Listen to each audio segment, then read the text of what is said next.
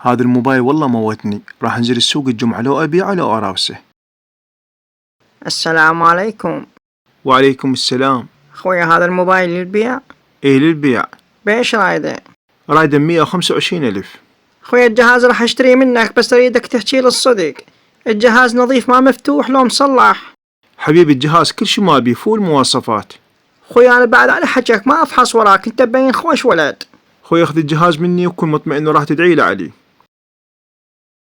هاي خوش شغل، بعد راح اشتري موبايل مصلح لو بيه عطل وابيعه على انه جهاز جديد. يلا خلنا نستفاد، يا اهلي يقرا يا اهلي يكتب. حجي هذا الموبايل للبيع؟ ايه يا عمي للبيع. حجي هذا الموبايل نظيف لو مصلح؟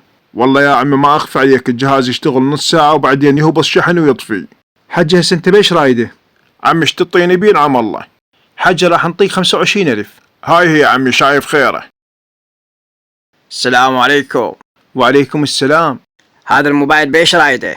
هذا الموبايل رايده 200,000. زين هذا الموبايل نظيف لو بعطل؟ هذا الموبايل نظيف وما داخل تصليح وكل عطل ما بيه. انا هذا الموبايل راح اخذه من عندك وعلى حكيك بعد ما افحص وراك. اخذ الموبايل بضمانته، كن مطمئن مالك علاقة. عمو تشتري هذا الموبايل؟ اي يا عمو اشتريه، بيش رايده؟ عمو رايده ب30,000. ولك هاي الصيدة اللي معدلة الموبايل يسوى له 500,000. اي يا عمو راح اشتريه من عندك ب30,000. عيني بيش رايد هذا الجهاز؟ رايده ب500,000. الموبايل نظيف ما بيه شي. جهاز نظيف وكل شي ما بيه، اخذ جديد. والله يا اخوي انا ما اخفي عليك، انا خاف من سوق الجمعة كله غش واختفاء. اخوي اذا تريد انطينا رقمك وانطيك رقمي، واي شي بالجهاز مرجوع، بعد شي تريد؟ اذا هيك تمام. السلام عليكم. وعليكم السلام. خويا وليدي باع عليك الموبايل قبل يومين، وهذا وليد الموبايل بايقه وبايعه إلك، وهسه اريد الموبايل من عندك وهاي فلوسك. بس انا الموبايل بعته. خويا الموبايل ترجع لنا ماكو تصير مشاكل.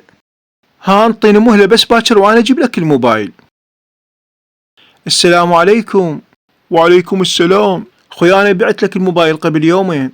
ايه ذكرتك، الف رحمة على والديك، كلش خوش موبايل. خويا هذا الموبايل انا اشتريته من طفل، والطفل طلع بايقه واهله هسه يردوني الموبايل من عندي. خويا انا بعد اشتريته من عندك. خويا الموضوع اكبر من الموبايل، واذا ما جبت لي الموبايل راح يسوي لي مشاكل وانا بشاربك. تمام خويا، جيب لي فلوس وتعال خذ موبايلك.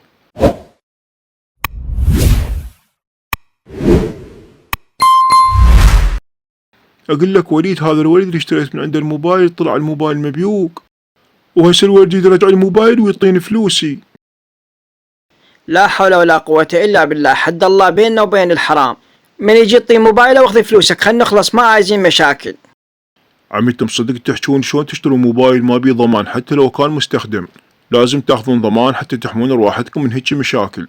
عمي نصيحتي لكم بعد لا تشتروا من سوق الجمعة ولا من غيرها، اشتروا جديد من المحلات. خوي غسان الموبايلات بالمحلات كلش غالية ما نقدر نشتريها، على الاقل الموبايل مستخدم نشتريه بنص القيمة. عمي انتم جاي تروحون المحلات الغالية. وين نروح غير المحلات؟ عمي راح ادليكم بوكيل موبايلاتها كلها وكالات اصلية، وسعرها مناسب ارخص من المحلات. ومو بس هاي يعطيكم به ضمان، اي خلل اي مشكلة بالموبايل يرجع ويبدله الك. صدق الله ويدك، شو اسم الوكيل؟ اسم الوكيل الوطني، موبايلاتها كلها وكالات عالمية واصلية، ومثل ما قلت لك يعطيك ضمان بالموبايل، واسعارهم كلش رخيصة ارخص من المحلات.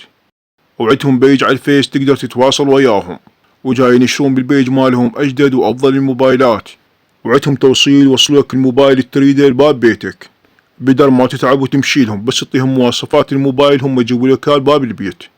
والله غسان حمست عليهم، باكر راح اجيب لي موبايل من عندهم. وانا هم راح اجيب لي موبايل من عندهم.